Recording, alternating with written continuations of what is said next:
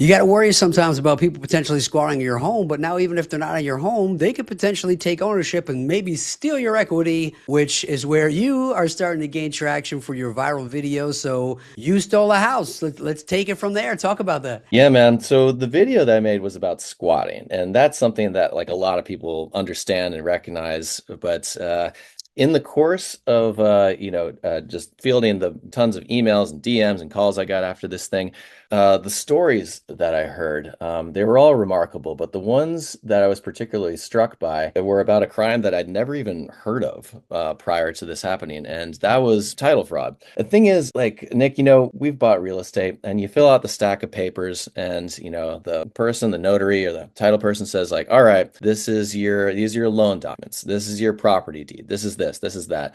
And it's all just ink and paper. And I've been in places I've bought. I remember thinking it pretty much every time with the property deed, I'm like, so this is the document. This is what conveys ownership. Like all this other loan docs and everything, like that's the deal that I have with the bank.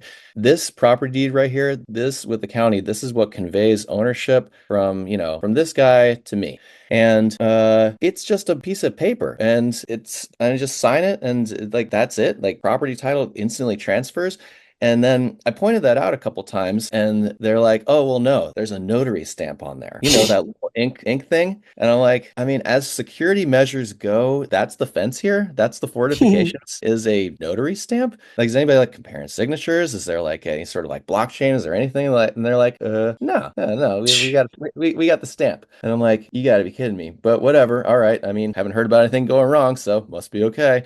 But then I start hearing about these title fraud cases, deed fraud, also known as, and people were getting their titles stolen, and then essentially how it works is that document that I was pointing out that was very easily forgeable, people would forge it and take ownership of the house either in a fictitious name, fictitious entity. In some cases, they would just do it in their own name, just be like, all right, I'm the guy, I own the house now, and from there they could either sell the house or take out loans against it or whatever. And so I talked to people that had like basically just lost their property, like what happened to David Green, like you were talking about before.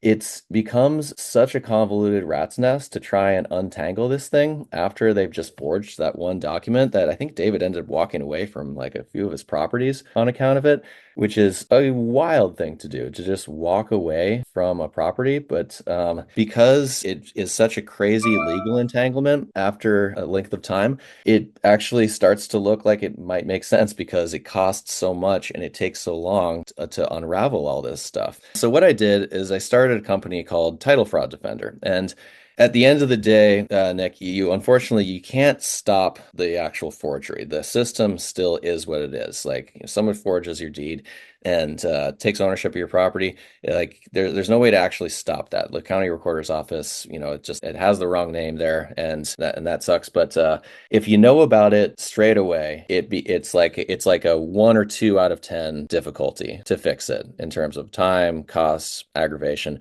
It's just like squatting. The longer that they're there, the more difficulty you're going to have untangling this thing and proving that you are the person that should own the property. So basically, what Title Fraud Defender does for a monthly fee, we just monitor your title, and if anything goes wrong, gets transferred, tampered with, whatever, we email you, call and be like, "Hey, Nick, did you sell that property? Did you sell Grandma's house?"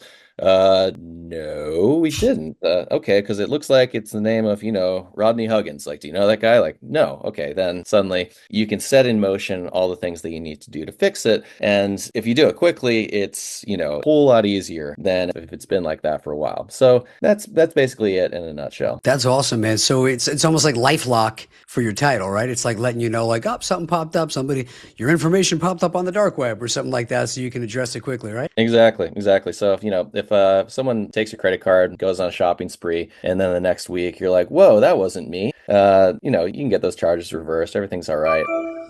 But Nick, if it's 2026 now, if somebody in 2022, was charging your card and took a trip to Aruba, and you're like, "Oh, wait, that wasn't me. I never did that." They're gonna be like, I mean, I don't know. Maybe they would reverse it, but it just has less, less credibility, right? And so if you're paying someone to pay attention, then your odds are a whole lot better. And nobody's sitting there refreshing their browser, checking their title. And so it's better to let someone else do it.